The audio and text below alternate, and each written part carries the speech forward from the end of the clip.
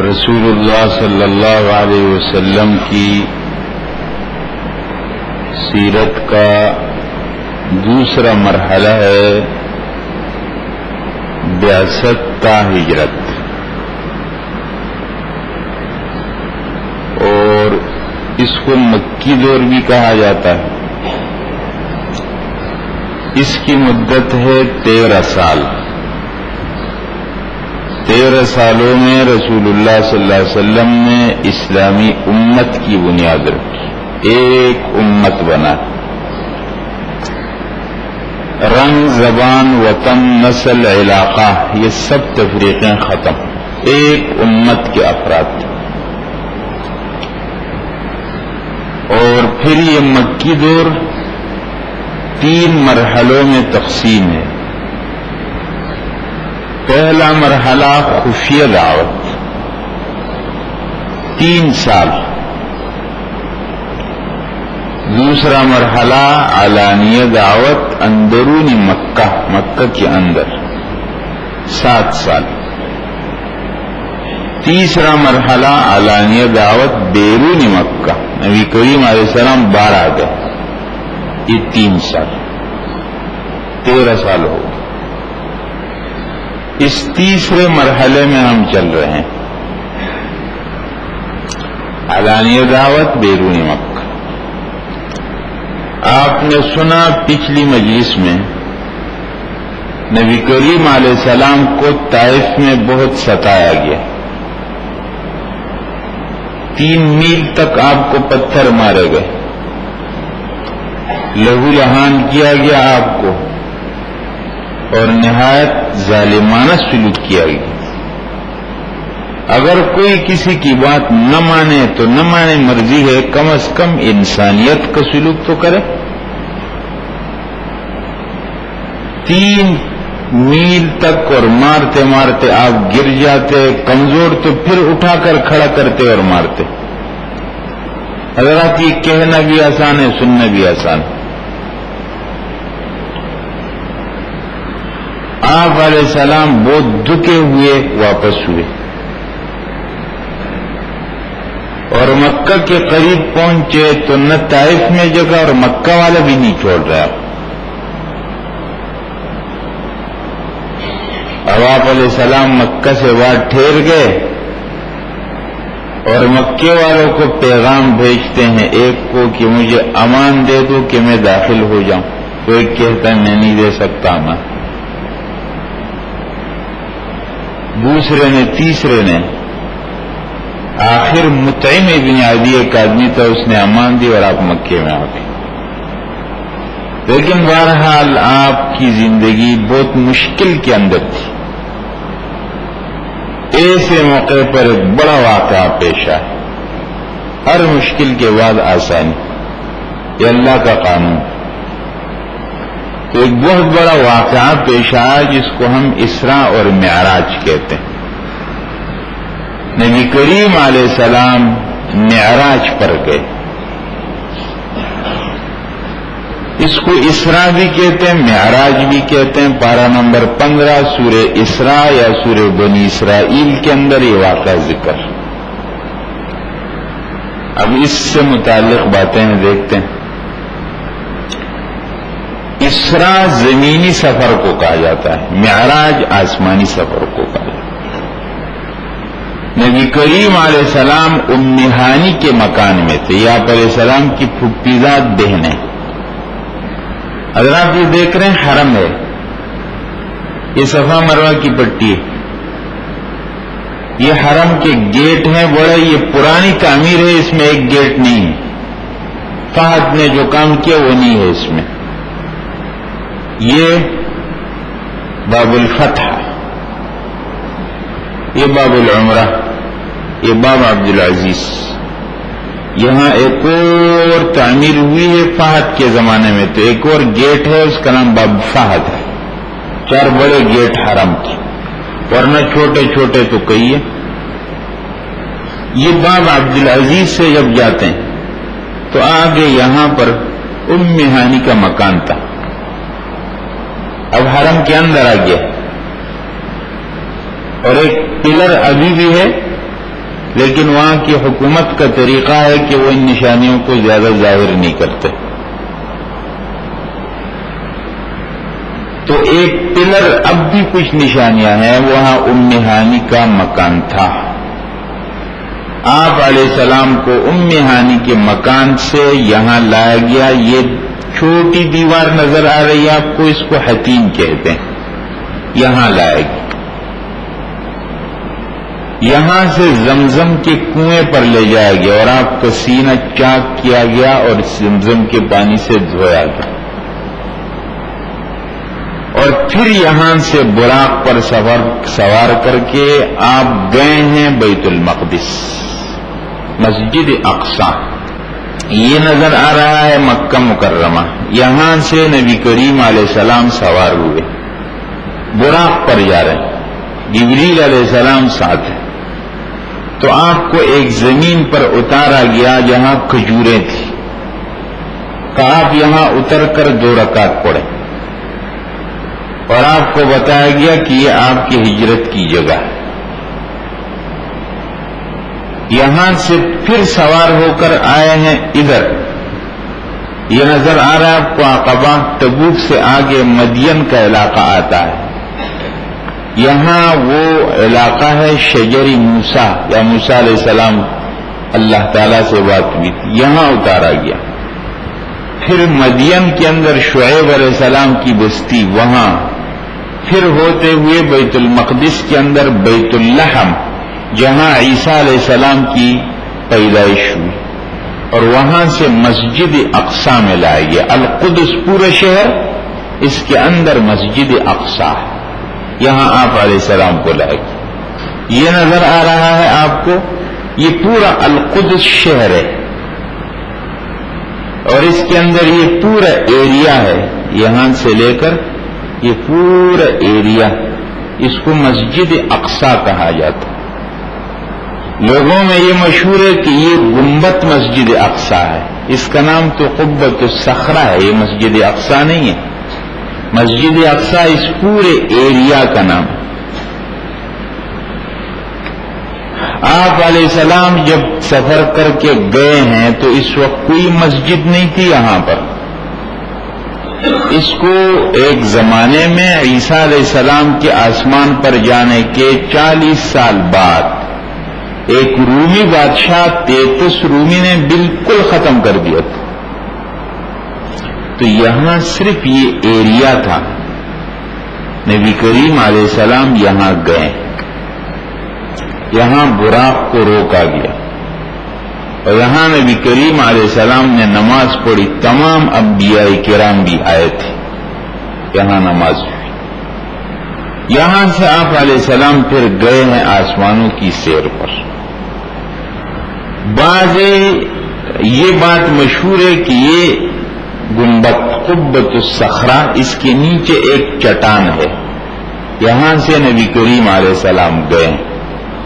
دونوں قسم کی باتیں کہ گئے یہیں سے یا وہ جگہ معلوم نہیں ہے بہرحال، لیکن یہ پورا ایریا مسجد اقصی کا. یہاں سے نبی کریم علیہ السلام آسمانوں کی سیر پر تشریف لے گئے. مسجد اقصی ہے. اب اس مسجد اقصی کے بارے میں مختصر سے تعارف کراتا ہوں آپ. یہ پورا ایریا نظر آ رہا ہے، یہ مسجد اقصی ہے. مسجد اقصی کی تعمیر یہ پہلے سلیمان علیہ السلام نے کی، اور سلیمان علیہ السلام نے خاص انداز میں کی کہ نیچے کھدوایا، بڑے بڑے پتھر رکھے، پھر اس کے اوپر تعمیر کی ہے. اس کو ہیکل سلیمانی کہتے ہیں. لیکن نبی کریم علیہ السلام کے زمانے میں یہ پورا ویران تھا، یہاں کوئی تعمیر نہیں تھی. سن 17 ہجری میں جب حضرت عمر رضی اللہ تعالیٰ نے فتح کیا تو انہوں نے یہاں تعمیر کی ہے، مسجد کی ایک بنائی. حضرت عمر رضی اللہ تعالیٰ جب گئے تو یہاں کے جو پادری تھا عیسائی، اس سے پوچھا کہ مجھے وہ جگہ بتاؤ جہاں مسجد تھی. تو اس نے ادھر ادھر گھمایا حضرت عمر رضی اللہ عنہ نے فرمایا وہ جگہ نہیں مجھے رسول اللہ صلی اللہ علیہ وسلم نے نشانی بتائی تھی. تو پھر اس نے کہا کہ آپ کو جھک کر جانا پڑے گا. آخر گئے تو جگہ فرمایا یہی نشانیاں مجھے بتائی تھی آپ علیہ السلام. پھر وہاں انہوں نے نماز پڑھی. اس نقشے میں آپ کو نظر آ رہا ہے یہ پورا علاقہ. یہاں مسجد اقصی، اس کے اندر مسجد اقصی اور یہ قبۃ الصخرہ، لیکن یہ پورا علاقہ مسجد اقصی. حضرت عمر رضی اللہ تعالیٰ عنہ کے بعد اموی دور کے اندر عبد الملک ابن مروان ایک اموی خلیفہ گزرا ہے. اس نے مسجد اقصی کی تعمیر کی اور یہ قبۃ الصخرہ کی تعمیر کی. پھر سلطان صلاح الدین ایوبی رحمہ اللہ کے زمانے میں اس کو اور صحیح بنایا گیا. اور پھر بعد میں ترکی ایک گزرا ہے خلیفہ سلطان سلیم. یہ جتنی تعمیر نظر آ رہی ہے یہ سب سلطان سلیم کی. یہودیوں کی یہ سازش ہے، یہ کوشش ہے کہ اس عمارت کو گرا دے اور وہ ہیکل سلیمانی کی بنیادیں نیچے موجود ہیں ان کے کہنے کے مطابق وہ نکالے. اور جب وہ ہیکل سلیمانی نکلے گا تو ان کا دجال آ جائے گا. اور یہ دجال کے انتظار میں ہے اور پوری تیاری انہوں نے کی. اور یہ دجال کو ایسا سمجھتے ہیں جیسے ہم حضرت عیسیٰ علیہ السلام کا انتظار کرتے ہیں. ان کا کہنا ہے کہ وہ مسیح آئے گا اور وہ پوری دنیا میں اسرائیلی ریاست قائم کرے گا اور جتنے غیر یہودی ہیں ان کو قتل کر دیں گے. آپ علیہ السلام نے بھی دجال کی نشانیاں بیان کی. فرمایا اس کی ایک آنکھ بالکل کانی اور ایک ابریلی اور اس کی پیشانی پر لکھا ہوگا کافر کافارا لکھا ہوا. اور اس کے پاس دنیا کے بہت وسائل ہوں گے. وہ دنیا میں اتنے وسائل، آج دنیا کہتے ہیں ترقی ہو گئی، مادہ پرستی، اللہ کو چھوڑ دیا لوگوں نے. مادہ پرستی کا آخری امام دجال ہوگا. اتنے وسائل اس کے پاس ہوں گے کہ جب آواز لگائے گا تو کہتے ہیں مشرق و مغرب والے سن لیں گے. آسمان کو چلتے چلتے کہے گا بارش برساؤ تو بارش برسنے لگ جائے گی. زمین کو کہے گا اپنے خزانے پھینک تو زمین خزانے پھینکتی. فتنوں کا زمانہ، اسباب و وسائل کی بڑائی جن کے دلوں میں ہے اور جن کا خدا پر یقین کمزور ہے اور وہ اسباب اور وسائل کو خدا کا درجہ دیتے ہیں، وہ دجال کے فتنے میں مبتلا ہو جائیں گے. اس لیے جن کا غیب پر ایمان جتنا پکا ہوگا وہ دجال کے فتنے میں نہیں آئیں گے. آپ علیہ السلام نے فرمایا کہ جمعے کے دن سورہ کہف پڑھے یا سورہ کہف کی ابتدا انتہا کی 10 آیتوں کو یاد کر لے وہ دجال کے فتنے سے محفوظ ہو جائے گا. اس لیے اگر آپ کم از کم ان حالات کے اندر جو حالات بن رہے ہیں دونوں طرف سے تیاریاں مکمل ہیں. آپ علیہ السلام نے فرمایا آئیں گے عیسیٰ علیہ السلام اس کو مارنے کے لیے اور وہ دنیا کے اندر کیا کرے گا؟ لوگوں کو کہے گا میں خدا ہوں. عیسیٰ علیہ السلام اس کو مار دیں گے.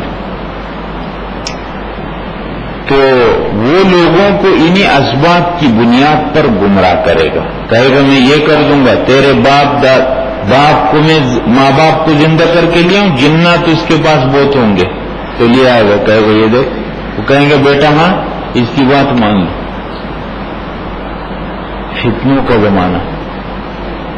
سورہ کہف کے اندر جس بات کا بیان ہے وہ یہی ہے، ایمان بالغیب اور مادیت کا معرکہ ٹکر چلتی ہے. آج دنیا کے ساتھ ہمارا مقابلہ یہی ہے، ہم غیب پر ایمان رکھتے ہیں، دنیا مادہ پرستی کے اندر. اپنے اس ایمان کو مضبوط کرنا چاہیے حضرات. یہی مجالس ہے جن میں ہم شریک ہوتے ہیں، مقصد یہ ہمارا ایمان بالغیب پکا ہو جائے، دجال کے فتنوں سے پھر متاثر نہیں ہونا. تو وہ یہ کہتے ہیں کہ جب یہ ہیکل سلیمانی نکلے گا تو دجال آ جائے گا. اس لیے وہ لوگ مختلف سازشوں سے چاہتے ہیں کہ یہ نکالیں. اب انہوں نے ایک بات جو آج کل پھیل رہی ہے، وہ زیادہ تعارف بیت المقدس مسجد اقصیٰ کا یہاں سے کراتے ہیں، اور مقصد ان کا یہ ہوتا ہے کہ ہم ان عمارتوں کو کھود لیں، مسلمانوں کو محسوس بھی نہیں ہوگا کہ مسجد اقصیٰ تو اپنی جگہ سلامت ہے. حالانکہ مسجد اقصیٰ اس پورے ایریا کا نام ہے. مسجد اقصیٰ ویسے آج کل یہاں بنی، تو ان کی یہ کوشش ہے کہ یہاں گرا دے اور وہ ہیکل سلیمانی نکالیں. بہرحال اللہ کی مرضی ہے کیا ہوتا ہے، لیکن ان کی طرف سے تیاری مکمل ہے. حدیث شریف میں جب عیسیٰ علیہ السلام آئیں گے اور یہودیوں کو ماریں گے تو یہودی اگر کسی درخت کے پیچھے چھپے گا تو درخت کہے گا کہ اللہ کے بندے میرے پیچھے ایک یہودی چھپا ہوا. ایک درخت ہے جو نہیں بتائے گا جس کا نام غرقد ہے، غرقد، اور آج اسرائیل میں وہ کثرت کے ساتھ لگایا جا رہا ہے. وہ لوگ غرقد لگا رہے ہیں. یہ فلسطین کے ایک ساتھی نے بتایا کہ اب فلسطین میں بہت کثرت کے ساتھ غرقد لگایا جا رہا ہے. آپ علیہ السلام کی باتیں ہو رہی ہے، سب ثابت ہو رہی. حضرات ان کی طرف سے تیاری پوری، ہماری طرف سے کچھ نہیں. ہماری طرف سے تیاری دو قسم کی ہے. ایک روحانی طور پر اپنے آپ کو پورا کرنا ہے، روحانی طور پر ہمارا اندر، ہمارے دل کے اندر خدا پر یقین، رسول اللہ پر یقین، قرآن پر یقین، آخرت پر یقین. یہ جتنا مضبوط ہوگا تو ہم دنیا کے فتنوں سے متاثر نہیں. اور دنیا کے اسباب وسائل کے اندر بھی ایک جائز حد کے اندر ہم کو تیاری کرنی ہے. بہرحال حضرات یہ دیکھ رہے ہیں، یہ ایک بات ہے. یہاں ویسے 4 باتیں، یہ پورا ایریا مسجد اقصیٰ کا، یہ ہے مسجد اقصیٰ. یہ آپ کو نظر آ رہا ہے، یہ مصلی مروان، یہ اس نے بنائی. یہ قبۃ الصخرہ، یہ ایک دیوار ہے اس جانب کے اندر، اس کو یہودی لوگ دیوار گریہ کہتے ہیں، حائط البکا. یہودیوں کا یہ کہنا ہے کہ ہیکل سلیمانی تو آج کچھ بھی نہیں ہے، لیکن یہ دیوار ہیکل سلیمانی کا حصہ ہے. اور یہاں پر آ کر کے وہ روتے ہیں اور اپنی کہتے ہیں یہاں ہم مانگتے ہیں کہ ہماری وہ عظمت واپس ہو جائے، بحال ہو جائے. اس کو دیوار گریہ کہتے ہیں. لوگ یہاں آ کر کے روتے. یہ مسجد اقصیٰ ہے، یہ قبۃ الصخرہ اور یہ مسجد اقصیٰ کی دیوار ہے. یہ پورا قدس شہر ہے، یہ مسجد اقصیٰ ہے. تو آپ علیہ السلام یہاں سے آسمانوں کی سیر پر گئے. اس زمینی سیر کے اندر ایک بات ہے، آپ علیہ السلام جب روانہ ہوئے تو آپ کو ایک بڑھیا نظر آئی اور اس نے آپ کو اپنی طرف متوجہ کرنا چاہا. جبریل علیہ السلام نے فرمایا توجہ مت کرو. آگے ایک بوڑھا نظر آیا، اس نے متوجہ کرنا چاہا، آپ نے فرمایا توجہ مت. تو آپ نے پوچھے کون لوگ تھے؟ فرمایا یہ بڑھیا، یہ دنیا تھی اور دنیا کی عمر گزر چکی ہے، بہت کم باقی ہے. اب یہ آپ کو اپنی طرف متوجہ کرنا چاہتے تھے اور یہ بوڑھا شیطان تھا. اور پھر آگے آپ کو کچھ لوگ نظر آئے ہیں مختلف شکلوں میں. ایک نہر ہے جس میں ایک آدمی تیر رہا ہے اور پتھر کھا رہا ہے، بتایا کہ یہ سودخور آدمی. ایک وہ ہے جو انسانوں کا گوشت کھا رہا ہے. کہا یہ کون ہے جو کسی کی غیبت کرتے ہیں. ایسے بھی نظر آئے کہ ان کے سر پر ایک بہت بڑا بوجھ ہے اور وہ اور بھی ڈال رہے ہیں اس میں. تو بتایا گیا کہ وہ لوگ ہیں جن کے ذمے پر دوسرے کا حق ادا نہیں کرتے اور اپنے ذمے پر اور ڈالتے. ایسے لوگ بھی نظر آئے جن کے ہونٹوں کو قینچیوں سے کاٹا جا رہا ہے. کہا یہ کون لوگ؟ کہاں یہ بے عمل قسم کے واعظ ہے جو دوسروں کو نصیحت کرتے ہیں، خود نہیں عمل کرتے. بہرحال ساری چیزیں بتائیں. آپ علیہ السلام یہاں سے نماز پڑھ کر انبیاء کرام تشریف لائے تھے. انبیاء کرام کس طرح تشریف لائے؟ 2 صورتیں، یا انہی جسموں کے ساتھ آئے، اس لیے کہ انبیاء کرام کے اجسام سلامت ہیں. یا یہ ہے کہ مثالی جسم کے ساتھ تشریف لائے. بہرحال تمام انبیاء کی آپ نے امامت کرائی. اشارہ ہو گیا کہ اب انسانوں کی قیادت امامت نبی کریم علیہ السلام اور آپ کی امت کے حوالے. آپ دونوں قبلوں کے امام اور تمام انبیاء کے امام. یہاں سے نبی کریم علیہ السلام آسمانوں کی سیر پر تشریف لے گئے. براق پر یا ایک سیڑھی لائی گئی اور آپ علیہ السلام گئے. آسمانوں پر مختلف انبیاء سے ملاقاتیں ہوئی. یہ ہیکل سلیمانی حضرات دیکھ رہے ہیں. اس انداز میں یہودی چاہتے ہیں. پہلے آسمان پر آدم علیہ السلام سے ملاقات ہوئی, دوسرے پر عیسیٰ اور یحییٰ علیہ السلام سے, تیسرے پر یوسف علیہ السلام, چوتھے پر ادریس علیہ السلام, پانچویں پر ہارون علیہ السلام, چھٹے پر موسیٰ علیہ السلام, ساتویں پر ابراہیم علیہ السلام. انبیاء کرام سے ملاقاتیں ہوئی.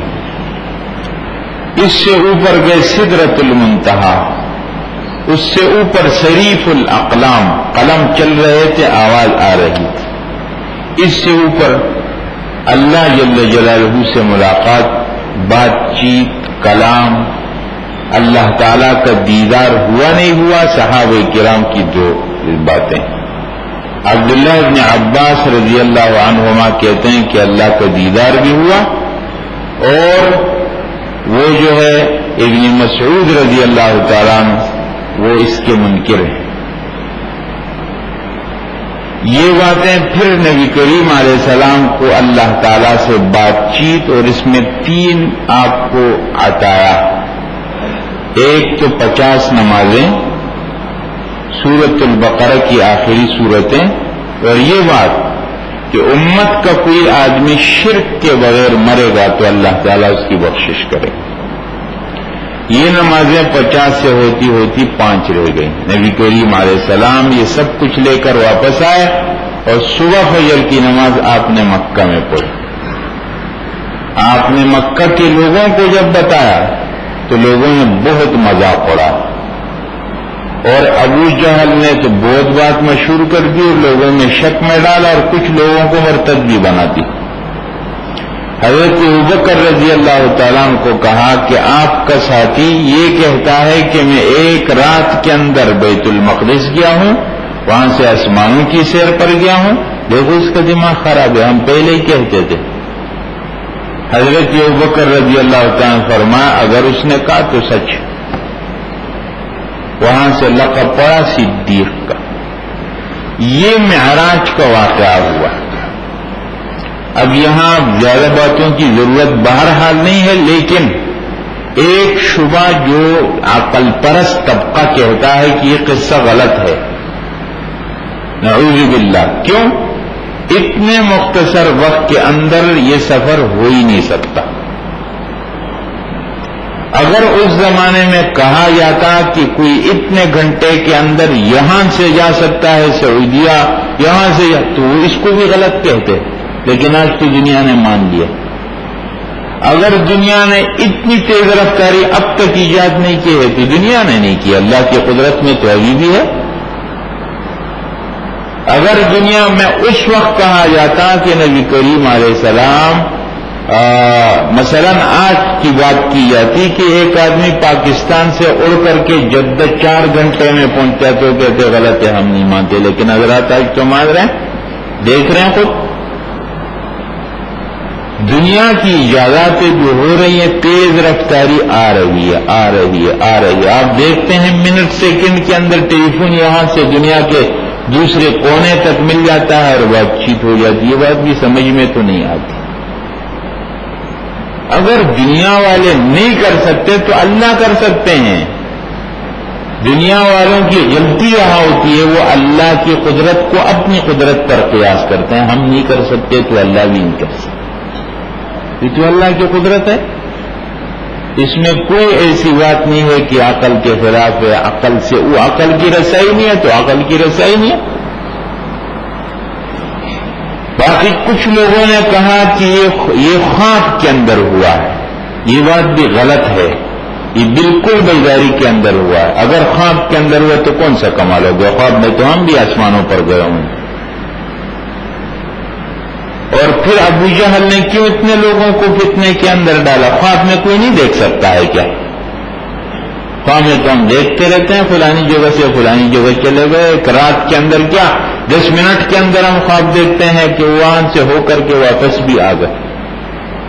خواب نہیں ہے، یہ بیداری کے اندر ہوا ہے. نبی کریم علیہ السلام کا معجزہ ہے. معجزت کہتے ہی اسی کو ہے جو عام طور پر نہ ہو سکے. تو یہ معراج کا واقعہ ہوا. نبی کریم علیہ السلام کا بہت بڑا اعزاز. اور جب آپ علیہ السلام واپس آئے تو ان لوگوں نے کہا کہ اچھا بتاؤ مسجد اقصی کا نقشہ بتاؤ. اب یہاں ایسا نہیں ہوئے کہ مسجد اقصی کے دروازے کھڑکیاں تھی. مسجد اقصی کی تو عمارت ہی نہیں تھی. مسجد اقصی کے آس پاس جو گھر تھے ان کے بارے میں ہے بات. تو آپ علیہ السلام کے سامنے کیا گیا اور آپ نے بتا دیا. اب یہ بھی لوگ کہتے تھے نہیں ہو سکتا، لیکن حضرات آج تو دیکھتے ہیں یہاں بیٹھے ہوئے ڈائریکٹ دے رہے دوسری دنیا کے اندر. دنیا کی ایجادات سب ثابت کر رہے. پھر آپ علیہ السلام نے ان کو راستے کے بارے میں بتایا کہ قافلہ آ رہا ہے اور اس قافلے سے اونٹ گم ہو گیا تھا اور وہ آ جائے گا اور اس قافلے کے آگے آگے سرخ رنگ کا اونٹ چلتا اور ویسے ہی ہوگا. یہ معجزات نبی کریم علیہ السلام کا بہت بڑا معجزہ ہے جس کو اسراء اور معراج کے